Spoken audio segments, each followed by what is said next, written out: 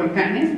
Entonces le doy la palabra a Alejandro para que primero nos cuente muy rápidamente todo lo que ha hecho y segundo que nos dé esta idea de lo que va a hablar de esta región tan importante como ya lo dijo Gloria. Muchas gracias, Alejandro. Buenos días a todos.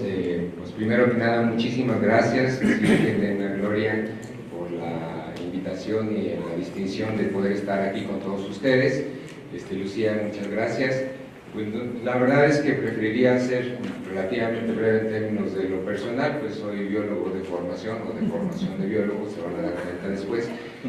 Básicamente mi posgrado lo hice en Ecología del Paisaje hace 30 años en Holanda, y a partir de esas experiencias llegué al país con toda la intuición y el espíritu de tratar de traducir las cuestiones de conservación en una modalidad de manejo como se vería dentro del contexto de paisaje, y bueno, después me empecé a involucrar en otros aspectos más vinculados al desarrollo institucional y otras líneas de investigación que acompañan estos procesos.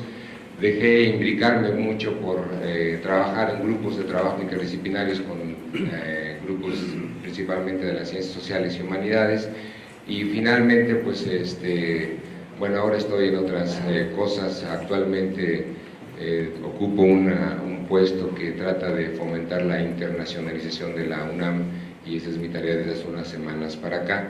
Entonces trato de identificar cuáles son los temas particulares que resaltan en el quehacer de México en el mundo. Básicamente estoy así. Entonces yo quisiera dedicarle más tiempo que les platique un poco lo que preparé, con la idea de poder abonar al objetivo de la reunión, que es esta idea de desatar una reflexión profunda sobre la manera en cómo hacemos conservación en México, y específicamente el papel que juegan las áreas naturales protegidas en este contexto. Debo admitir que cuando preparé la presentación hubo tres señales distintas, entonces espero no defraudar a nadie, porque después traté de consensuar todo. Una fue esta orientación de paisaje que Elena me invitó a hacer para tratar de notar hacia todos ustedes cómo podría esta aproximación del paisaje sumar a esta cuestión. La segunda fue una solicitud que me hacía Jürgen en términos de tratar de recapitular la importancia que tiene la vinculación de la ciencia en la toma de decisiones, específicamente en el diseño de política pública, y después vi el programa que dice otra cosa distinta, en el que me pedían que diera como un panorama de las importancias que tiene las ANPs en el contexto del eje neovolcánico transversal. Entonces, obviamente ayer en la noche hice ahí un collage, y creo que no voy a lograr profundizar en nada de las tres con suficiencia, pero trataré de darles una idea de lo que creo yo que no es nuevo, sino más bien tratar de poner sobre la mesa esta idea de puntos a reflexionar, ¿sí? Entonces, me dieron un tiempo maravilloso, una hora. Yo espero ser mucho más sucinto, pero la idea es que podamos crear este debate a posteriori, y obviamente no se acaba, bien lo dijo Gloria, más bien estamos iniciando una nueva etapa, y bueno, siempre me van a tener ahí cerca para ser partícipe de las cosas en las que diga. Soy absolutamente responsable de lo que voy a decir. Nombres, personas y acciones yo las tomo sobre mi contexto, por si lo suben a YouTube, ¿no? Entonces no va a haber problemas, ¿sí? Entonces, bueno, le doy primero los créditos. Esto que voy a presentar no es nuevo. En verdad, una presentación similar la iniciamos en el año 2003-2004 a solicitud de un pequeño proyecto que iniciamos en Michoacán con el aquel entonces gobernador Lázaro Cárdenas Batlle, en una reunión también de café con el que apenas empezaba a tomar su puesto, que era Ernesto Enkerlin, para tratar de pensar en cómo poderle dar un contexto de paisaje a las cuestiones de manejo y conservación de la naturaleza. Estábamos iniciando un posgrado en manejo integrado del paisaje, y de ahí nació el término que después se fue acuñando en el contexto de las ANPs, y después en un Congreso Internacional de Áreas Naturales Protegidas en el año 2000 en Sudáfrica, en donde una de las experiencias que presentaré fue un acercamiento que tuve en lo que se llama Corredores de la Paz, que fue una propuesta de Nelson Mandela. Entonces, en verdad ha sido un recorrido que quisiera compartir con ustedes. No me quiero presentar como autoridad, somos colegas, a la mayoría de ustedes he coincidido con ustedes en el campo, con gotas de sudor, como decía Lucía, con algunos más que eso, entonces no digan mucho más. Pero la idea es que somos parte del mismo equipo. Entonces, De ahí se deriva todo lo que voy a presentar. Lo hemos sistematizado de manera específica. El grupo que ustedes ven ahí, Alejandro Larrazábal, quien ha trabajado conmigo desde entonces, Alejandro Torres, que ustedes lo conocen porque ha sido también parte activa de la CONAM, Neira Sosa, que ha sido una asidua crítica importante, comprometida en la cuestión de cómo traducir todas estas ideas de la ciencia en política pública, y Rocío Aguirre, quien arrastra el lápiz finalmente en todos los temas que necesitamos para poder compilar las bases de datos, ¿no? Entonces, a ver si no me equivoco. Okay. El contenido en breve será revisar dos grandes marcos, dos grandes temas. Uno, no quise obviar un marco conceptual de dónde partimos y por qué estamos aquí considerando un foro de áreas naturales protegidas, que tiene que ver la conservación dirigida por el marco ecológico, y después tratar de elucidar algunos de los problemas y dilemas que el mundo ha visto a través de concebir a la conservación como una modalidad de manejo, y cuando digo esto, tratar de darle un contexto de lo que es manejo en el sentido social, y después tratar de hablar de la experiencia propia, específicamente con la intención de que vean que a la hora de que nos hemos salido de los parámetros ortodoxos y nos metemos en cuestiones heterodoxas, pues uno logra ciertos avances, pero también se topa con muchas dificultades, ¿no? Entonces, para empezar, quisiera recordarles el concepto original de conservación. En verdad no es un concepto que se limite a la conservación de la biodiversidad, como todo el mundo nos imaginamos tal vez al referirnos a la conservación como un parámetro que conserva la naturaleza. En verdad el parámetro de conservación o el concepto de conservación desde el griego tiene más de 2500 años utilizándose, principalmente porque todos los sistemas productivos de las grandes culturas en Mesopotamia, Mesoamérica, por ejemplo, y las indochinas, siempre utilizaban el concepto de conservación referido a suelo y agua, ¿no? El manejo del suelo y el agua era fundamental para establecer los sistemas productivos que nos hicieron cambio de vida, de ser transuentes a sedentarios, la agricultura, y finalmente hoy día lo hemos limitado a un parámetro específico o un indicador que sería como la punta del iceberg nada más, ¿no? Entonces creo yo que por ahí es un punto importante. Sin embargo, como todos sabemos, hay una fuerte inercia en el mundo acerca de concebir y entender la conservación a través de lo que llamamos el ícono representativo de la conservación, que es las áreas naturales protegidas, y aquí empieza un gran parteaguas. Si concebimos la conservación como estas grandes formas de entender cómo podemos capitalizar los sistemas productivos a largo plazo, a la hora que concebimos las áreas naturales protegidas nos salimos de esos sistemas de productividad y tratamos de recluirnos en un modelo completamente distinto. Los íconos importantes fueron la creación oficial del primer parque nacional a nivel mundial, que fue el parque de Yellowstone. Ustedes saben del modelo Yellowstone, fuertemente encajado en la modalidad de los Estados Unidos.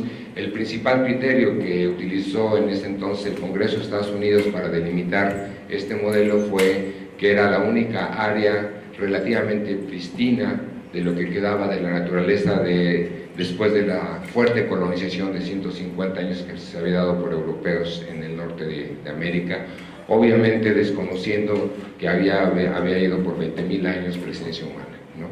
Entonces, en ese sentido, este modelo de conservación que nosotros llamamos el modelo Yellowstone, pues ha venido cambiando, modificándose y haciendo una serie de cosas fundamentales. Eso es lo que llamamos hoy día la conservación dirigida por el marco ecológico, y son básicamente 4 los conceptos que dibujan esta idea, ¿no?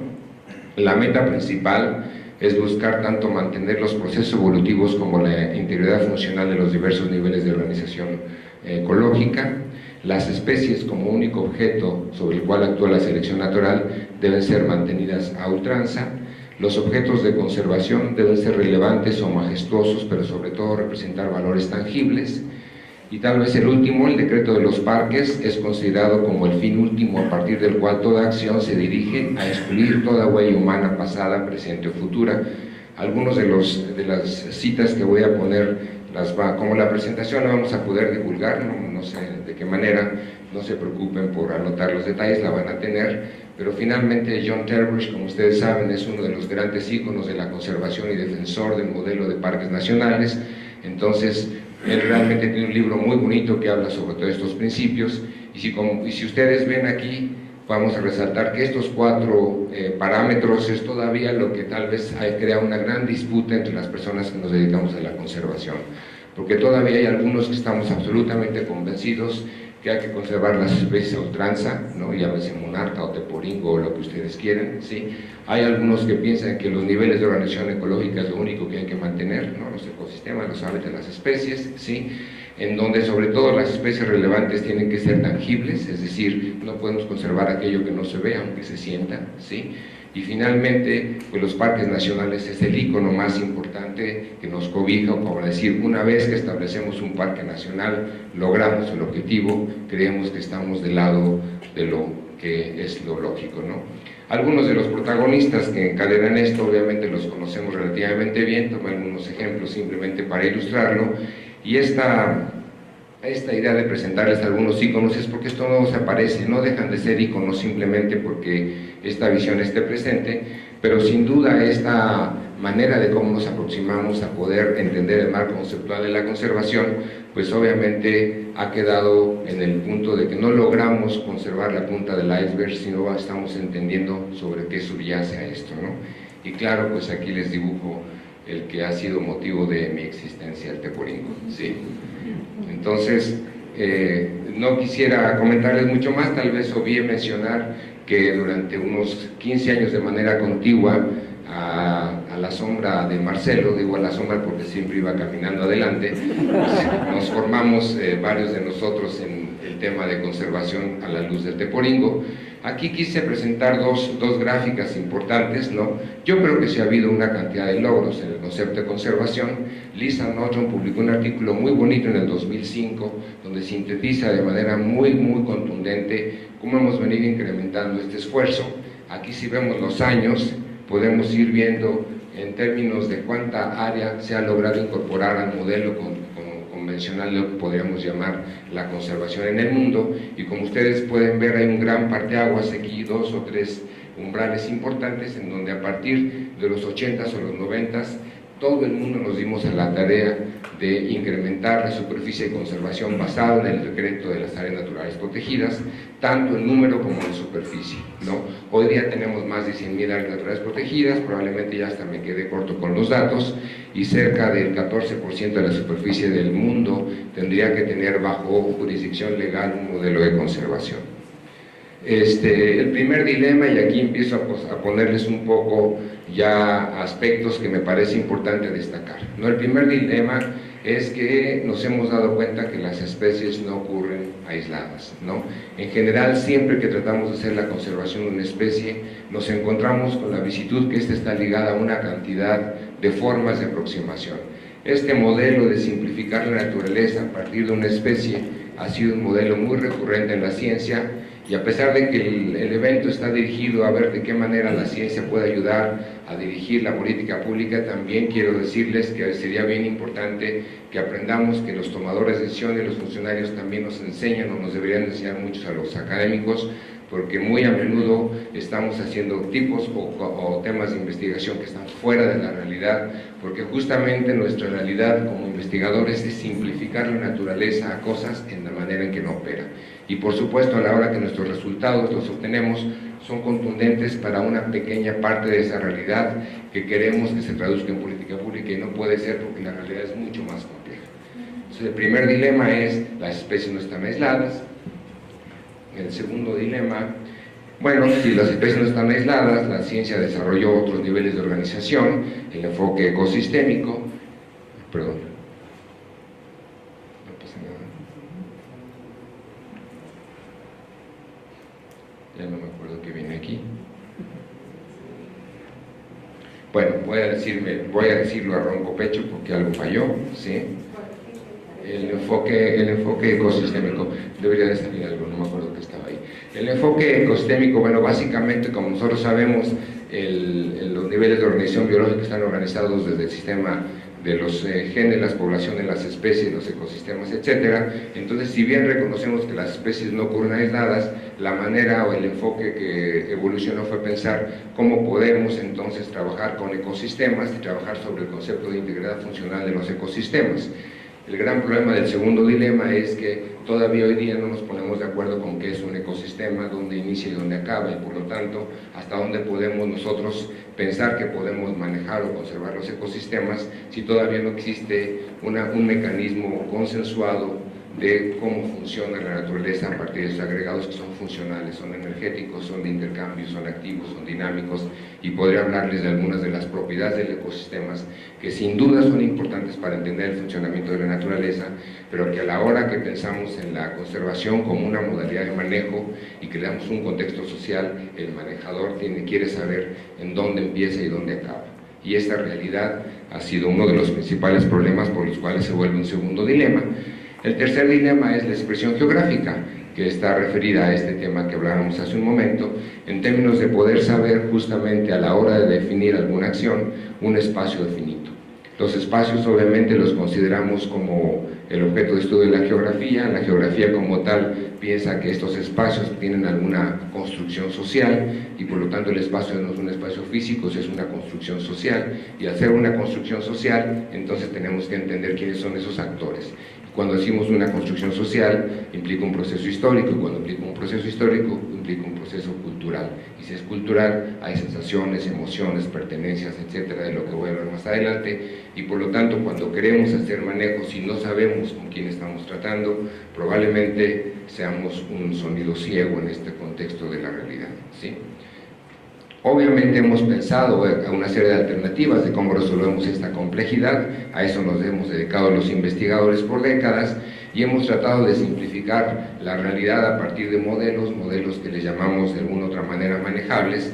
Uno de ellos es la idea de trabajar con cuencas o trabajar con píxeles, y tenemos una gran cantidad de información científica generada a partir de estos modelos, el modelo que le llamamos el modelo aritmético y el modelo geométrico, y en estos dos modelos básicamente lo que tratamos de hacer es esa gran complejidad de la naturaleza para darle contexto geográfico, es traducirle en bases de datos que nos permitan, uno, a la luz de un componente, el agua, ¿sí? En este caso la cuenca, otro en un componente manejable que es el píxel, que nos permite denotar la complejidad de un territorio y a partir de eso poder entender cómo funciona o cómo podemos establecer acciones concretas, ¿no? De manera muy sucinta, pues recapitulo, durante los 70s, 80s el modelo poblacional prevaleció, después las comunidades, después los hábitats, después los ecosistemas, y hoy día todavía, no sé, creo que ya me perdí en los últimos 2 años, pero no sé si todavía sigue tan fuerte la tendencia de pensar que el modelo de conservación tiene un fin último, mantener los bienes y servicios ambientales. En el artículo publicado en el 97 por Daily, ya no me acuerdo su apellido, ¿se acuerdan? No me acuerdo. Daily, ya no me acuerdo. Rachel Daly, nos denotaba muy bien básicamente cómo era la importancia de concebir la naturaleza a partir de bienes y servicios ambientales, y durante esta década nos hemos tratado de dar a la tarea de poder valorar el valor que tienen las áreas naturales para fines de proveer bienes y servicios. El problema es que la percepción de bienes y servicios es una percepción social, ¿no? Y si hay un bien o hay un servicio, tiene que haber un receptor o un actor, y eso obviamente lo hemos todavía obviado, ¿ok? Entonces esta temática es una recapitulación sencilla de cómo hemos abordado este problema, ¿no? ¿Cuáles son algunos de los contrastes entre paradigmas que nosotros hemos venido manejando durante por ahí unos últimos 15 años, ¿no? Este sería el marco convencional y déjenme contrastarlos, ¿no?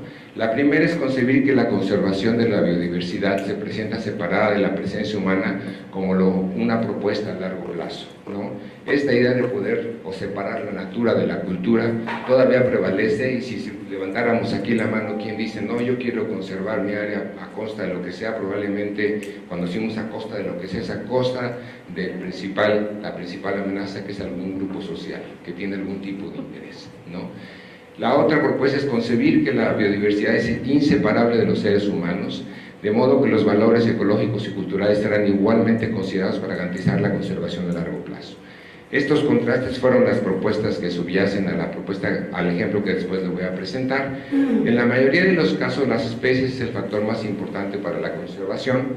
¿Cómo es que iniciamos los procesos de conservación? Identificando las tasas de extinción o inclusive la vulnerabilidad de algunas especies. Creo que fue correcto la manera en cómo empezamos. Sin embargo, a la hora de intentar la conservación de una especie que representa un ícono en un espacio dado, nos olvidamos que es el espacio el que todo puede realmente ayudar a combinar la naturaleza con la cultura. El tercer punto es la restricción o la adquisición privada, que es una de las estrategias como utilizadas para conservar. El modelo, de hecho, de establecer áreas naturales protegidas a partir de un decreto, es un modelo que se establece en el ámbito de la jurisdicción romana, que es la que adoptamos nosotros en México por constitución, y lo único que está haciendo es segmentar esos espacios reales y está limitando las otras formas de vida en términos comunales o transicionales, que son lo que prevalecía en nuestras culturas. Hay otras formas de hacer este tipo de cómo nos observamos.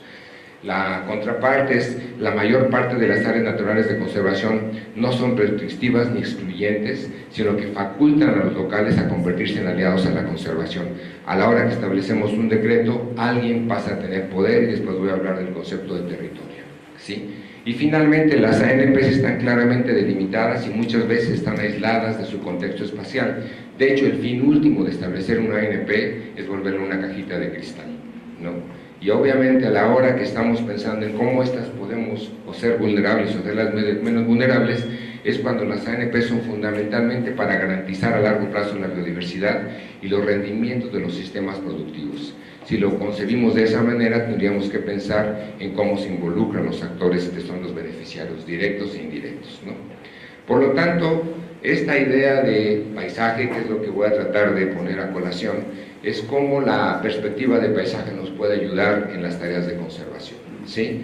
La primera es reconocer, y hay una gran recopilación de información que aquí pongo, pero básicamente denoto dos grandes principios, ¿no? Los puse en inglés porque tenemos muchos problemas con la traducción del concepto de paisaje, desde el alemán al inglés y del inglés al español, pues obviamente no es lo mismo, son tres conceptos distintos, pero llamémoslos landscape, ¿no? Los land spaces, que es un concepto todavía más correcto, son holísticos, interconectados, dinámicos, complejos, pero sobre todo dependen de condiciones específicas del sitio, ¿sí? Son enmarcados en un concepto de límites, es un enfoque que permite satisfacer las diversas intereses o percepciones de dos tipos de actores: los que se llaman stakeholders, ¿no? Los participantes, los que tienen un interés en un lugar específico, y a estos en conjunto los llamamos los spaceholders, es decir, la gente que mantiene los procesos operativos y funcionales de un espacio.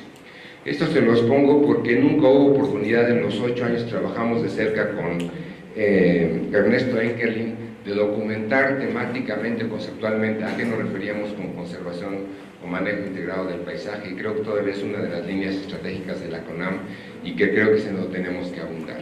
Entonces, esos dos principios revolucionan un poquito la manera en cómo entendemos la situación.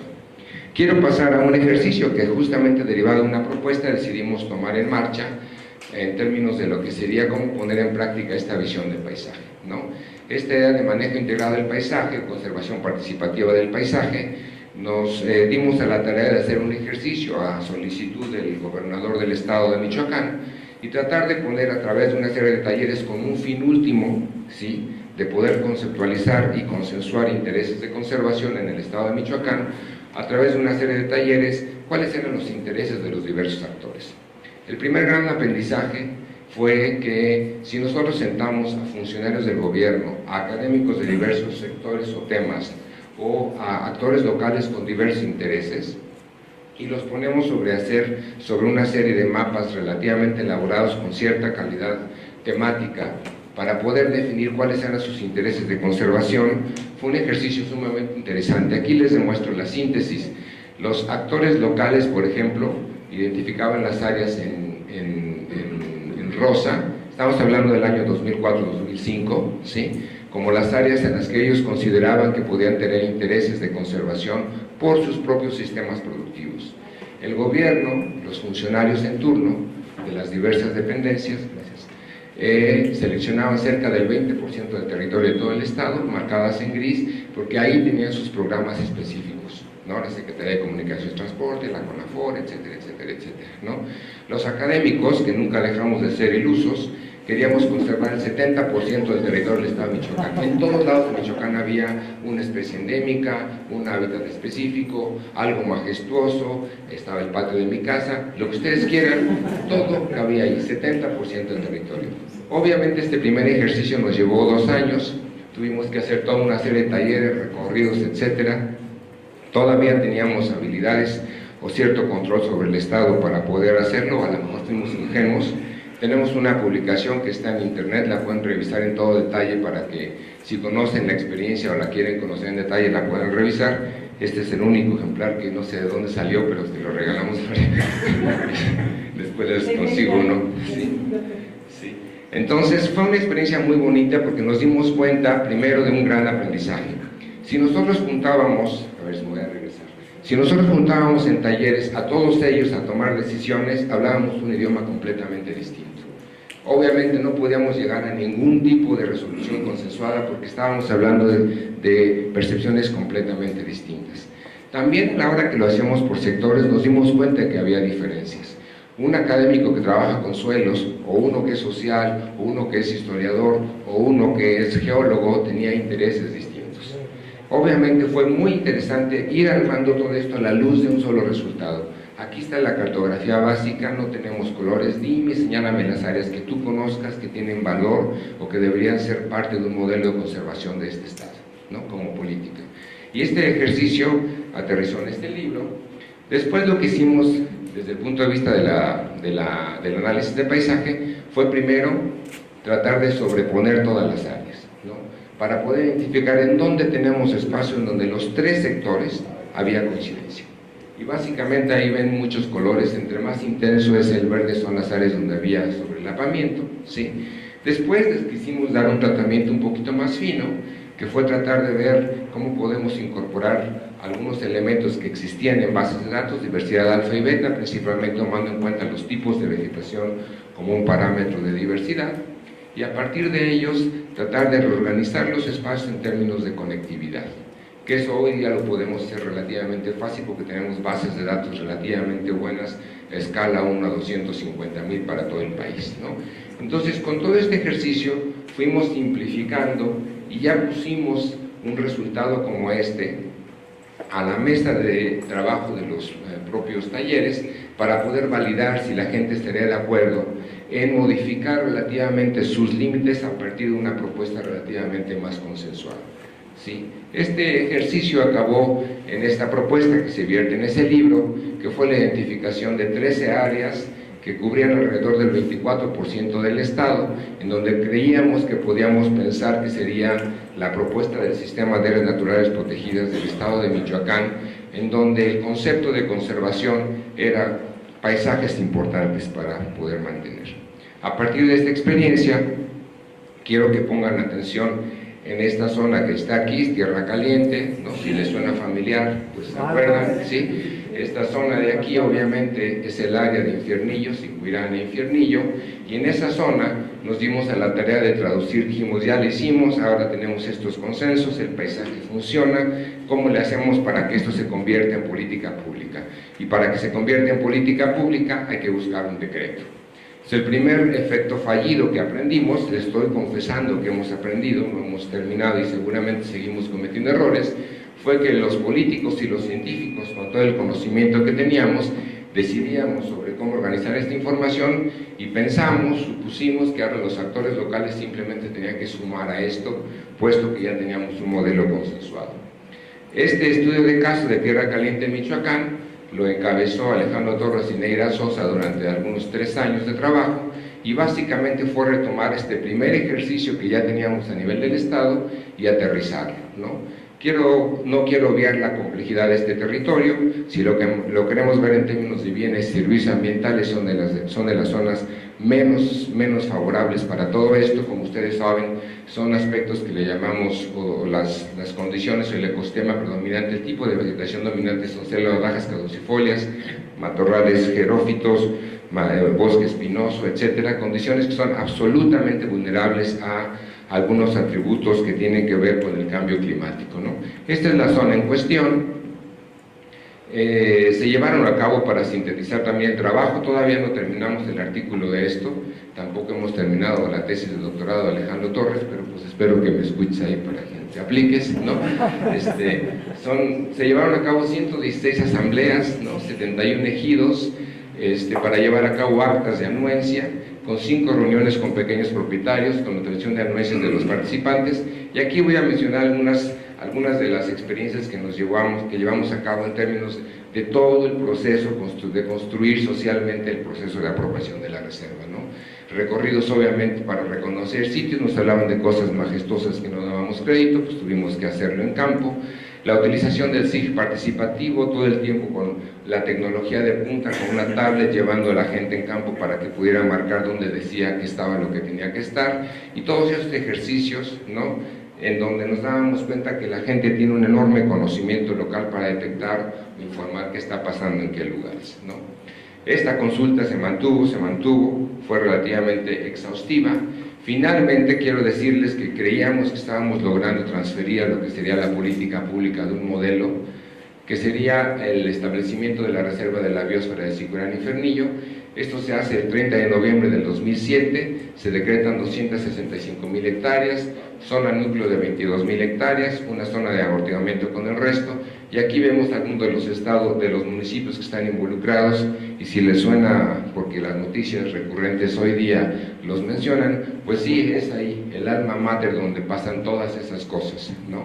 Y sin embargo tenemos un área de conservación que por ciertos efectos se mantiene, ¿sí? Alrededor logramos solamente sumar 64 ejidos y 110 pequeños propietarios, pero déjenme decirles que ya el propio modelo de conservación de establecer límites fue el que nos limitó.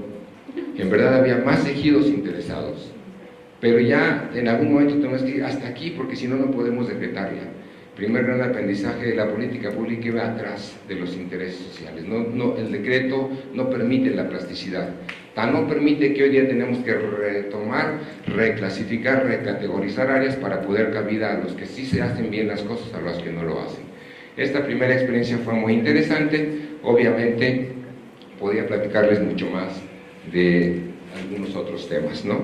La principal problemática que desatamos desde su establecimiento hasta la fecha, en los últimos 6 años, es que obviamos algunas cosas que nosotros no sabíamos al principio. La primera es una región de alta marginación. Cuando hablamos de alta marginación, lo podemos traducir en otros términos, que sería una zona de alta capacidad de reclutamiento para el crimen organizado, ¿no? Básicamente, cuando estamos hablando que la gente no gana más de 12 pesos por día, o que tiene un ingreso máximo al año de cerca de 8,000 pesos por familia, obviamente podemos pensar lo que representa una zona de alta marginación, y si a esto le sumamos algunos efectos de huracanes o de cambios climáticos, el niño, la niña, lo que ustedes quieran, pues es una zona de alta marginación. Esto es alta marginación casi equiparable con lo que pasa en Somalia, para que ni siquiera nos comparemos con Nicaragua, Guatemala, etcétera, ¿no? El segundo tema es la minería, y como ustedes saben, la minería es todo un tema importante en nuestro país. Tenemos cerca del 70% del subsuelo con concesiones para la minería, esta no es de excepción. Hay 38 concesiones, y negociar con los mineros, muy vinculados a todos los problemas que tienen que ver con el puerto más grande del Pacífico, que es Lázaro Cárdenas, donde los chinos tienen enorme interés. Esta es una mina de oro, literalmente, y negociar con ellos fue muy complicado. Obviamente los otros temas que no son menores, la caza ilegal, principalmente de sectores externos que vienen a utilizar estas zonas para hacer cacería. Les sorprendería la diversidad de fauna que tenemos en la zona. Tenemos una enorme cantidad de registros, sobre todo por registros fotográficos, inclusive del mamífero o del gato más grande, que es ¿cómo se llama? Sí, exactamente, ¿no? Y después tenemos una gran cantidad de especies exóticas. El programa de especies exóticas nos llamó mucho la atención porque la zona siempre había sido sujeta a una gran cantidad de problemas por parte del gobierno, tanto federal como estatal. Principalmente la CONAFOR había tenido un fuerte impacto en la región, pero fomentaba de manera constante la plantación de especies exóticas en la región, pensando que cualquier bosque tropical era igual, y obviamente les daban inclusive gran cantidad de apoyos para la plantación de programas de plantas exóticas. Obviamente esto fue un gran problema, porque a la hora que tienen que tomar decisiones las comunidades, si la CONAFOR les va a dar 100 o 200 o 300 pesos por hectárea para que planten ciertas cosas exóticas, con gusto reciben el recurso, aunque las echen en la basura. Algunas sí las plantaban porque les pagaban después por ver cómo estaban plantadas, entonces había un problema serio, ¿no? El cuarto problema es la sequía extrema. Como les comentaba, esta zona es muy sujeta, tiene alrededor de 8 meses de sequía al año, por lo tanto había gran cantidad de problemas. Pero tal vez el principal problema que detectamos fue la intervención gubernamental desarticulada, ¿no? La intervención gubernamental desarticulada tiene que ver con que la Secretaría de Educación dice una cosa, la Secretaría de la Semarnat dice otra cosa, la SEDAGRO dice otra cosa, etcétera, etcétera, etcétera. Y resulta que no teníamos un fin último o control de lo que estaba pasando.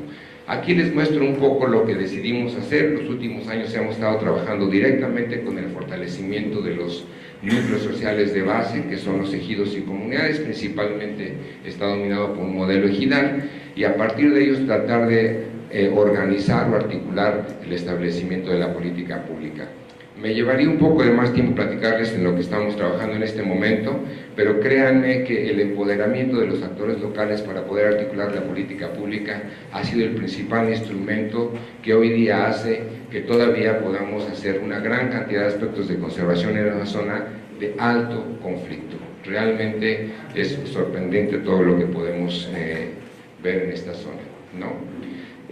Una de las cosas que aprendimos y que mejoramos en nuestro modelo paisajístico fue lo que llamamos el manejo a la luz de la configuración territorial.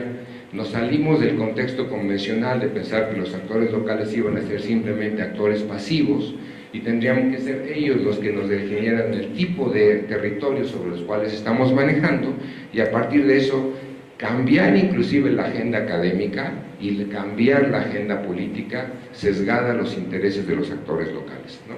Esto es lo que llamamos la configuración del territorio y que básicamente tiene u obedece a un concepto, ¿no? ¿Dónde podemos plasmar estas lecciones? ¿Sí? ¿Cuál es el contexto de la región que subyace en la que creo que nos llama la atención hoy día, ¿no? Hicimos un pequeño ejercicio de síntesis de lo que serían los retos que tenemos a mirar por enfrente. La primera, esta es la región centro del eje neovolcánico, recuperada a partir del SIG de la CONAM, ¿sí? Y básicamente esos son los datos que presentamos, ¿no? En esta región, como ustedes pueden darse cuenta, tenemos el 35% de la población nacional del país congregada, ¿no? Tenemos una superficie de 16.470 kilómetros cuadrados, lo que representa el 8% del territorio del país. Ahí está la presencia de 32 ANPs, aquí las pueden ver, pero tal vez lo más importante es que esta región representa el 40% del Producto Interno Bruto del país. Es decir, Gloria, si no podemos hacer algo aquí inteligente, yo no sé en dónde lo vamos a hacer. Es aquí donde tenemos que hacer las cosas, ¿no? Obviamente yo creo que este modelo, esta pregunta nos la han puesto sobre la mesa recurrentemente todo el tiempo, pero no logramos articular porque nunca le damos esta visión transescalar de ver esta gran visión e irnos a problemas específicos, ¿no? Si tomamos el tema de marginación, que tal vez para mí es el primer tema, considerando que la conservación va a ser una modalidad de manejo, esta es la reclasificación de los núcleos agrarios a partir de lo que serían las bases de datos de marginación. Hicimos un pequeño modelito desde muy alto hasta muy bajo, y a partir de esto lo que podemos ver es cómo está congregada la riqueza, es decir, hay un 40% del Producto Interno Bruto en muy poquitas manos. El grado de inequidad que tenemos en esta región es probablemente de los más grandes que podamos observar, principalmente porque estamos incorporando las regiones de la costa, ¿sí?, en donde tenemos grandes diferencias, ¿ok? Entonces esta manera de distribuir aquí quiere decir, lo primero, que tenemos que pensar en estrategias de conservación totalmente distintas de acuerdo a estas realidades, ¿no? El segundo conflicto es, podríamos pensar que las ANPs, si en verdad las ANPs las reconcebimos como máquinas o procesos de desarrollo local, que son los que fomentan el establecimiento de la estabilidad social, política, cultural y natural, pues deberíamos de tener que el grado de marginación que tenemos en el contexto de las ANPs es igualmente preocupante. Y una de las principales tareas que tendríamos que hacer como académicos es cómo traducimos estas ANPs en máquinas de desarrollo.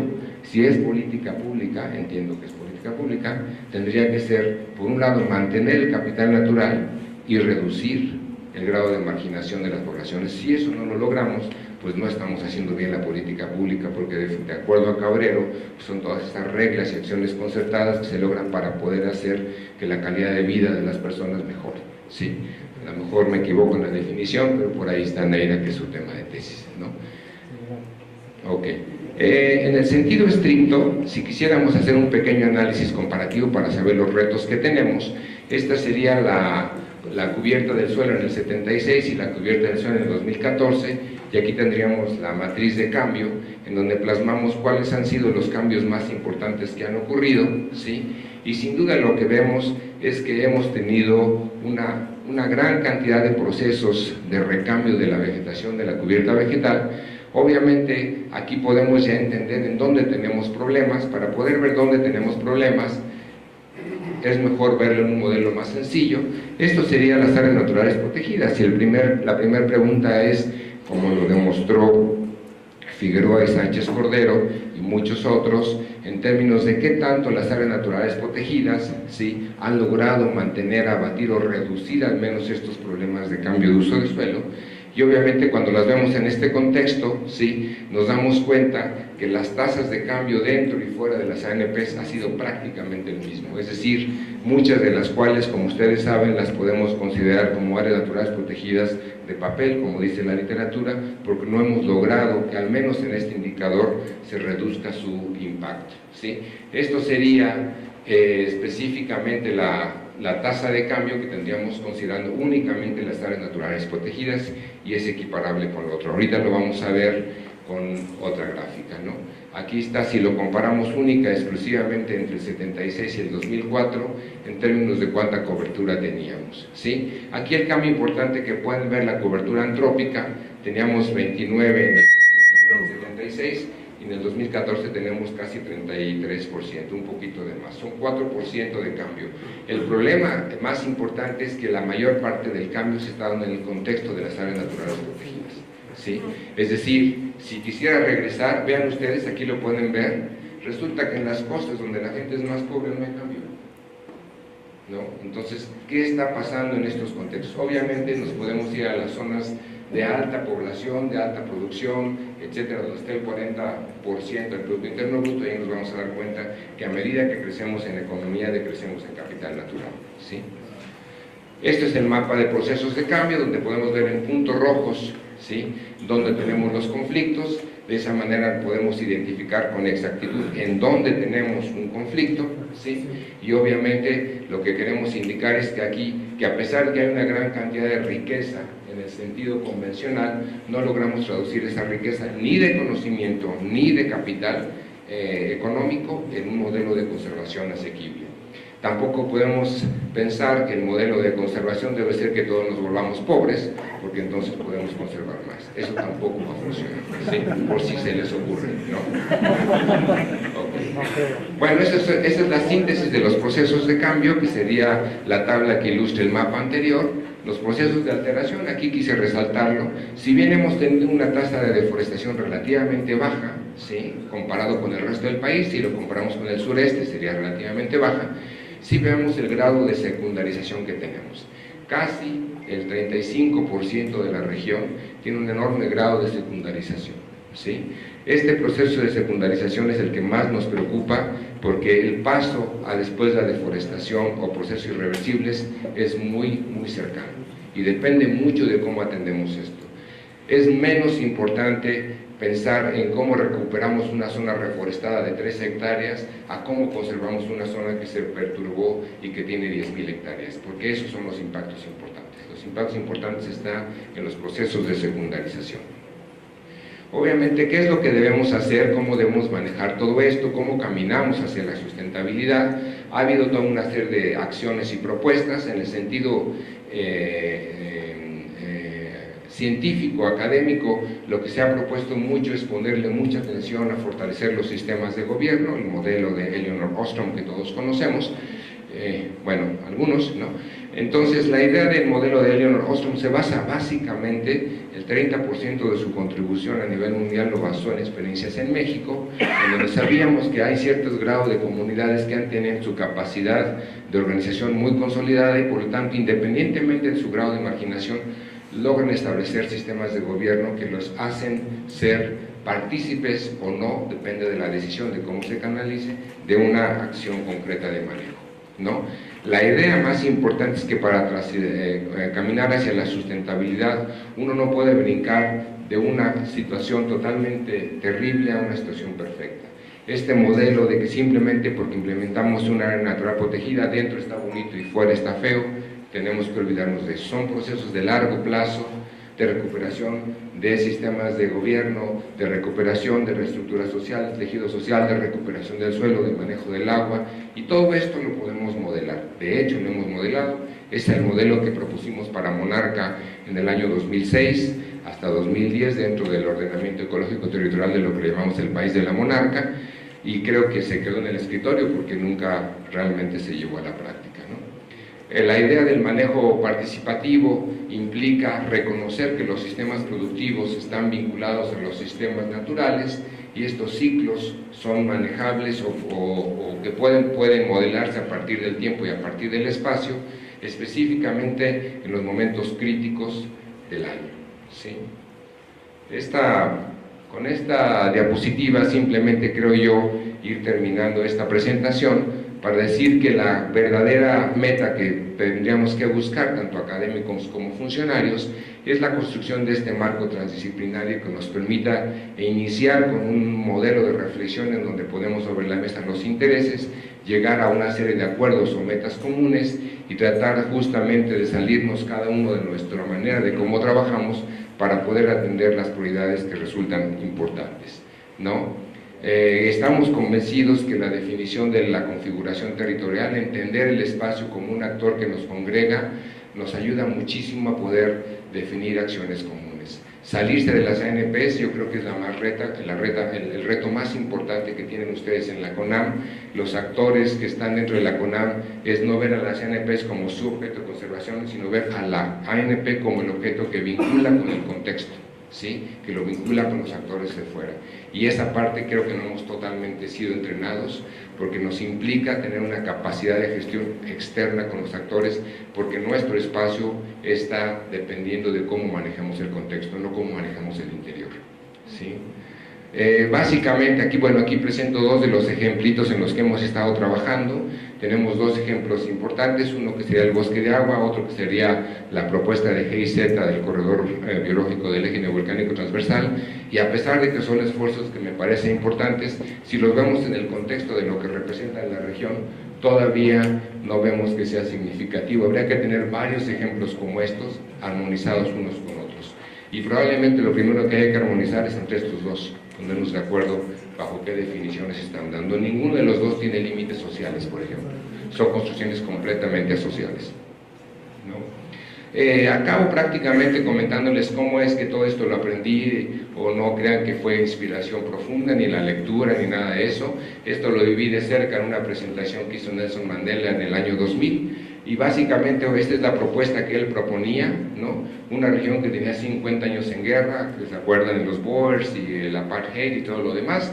Aquí tenemos una gran conformación de problemas culturales. Lo que él propuso es establecer una área que le llamó los corredores de la paz, sí, está bien documentado en internet, y básicamente a los acuerdos que llegaron los diversos grupos étnicos e inclusive los países, es a que todo esto por fin de uso se estableciera como una área de corredor de la paz en donde todo se permitía excepto la guerra, ¿no? Y a partir de eso, hoy día tenemos el área de conservación más importante de toda África, funcionando con enorme capacidad de recuperación, porque justamente el poder establecer políticas a partir de un problema étnico resolvió el conflicto. Es una experiencia relativamente bonita, poco documentada en nuestro contexto.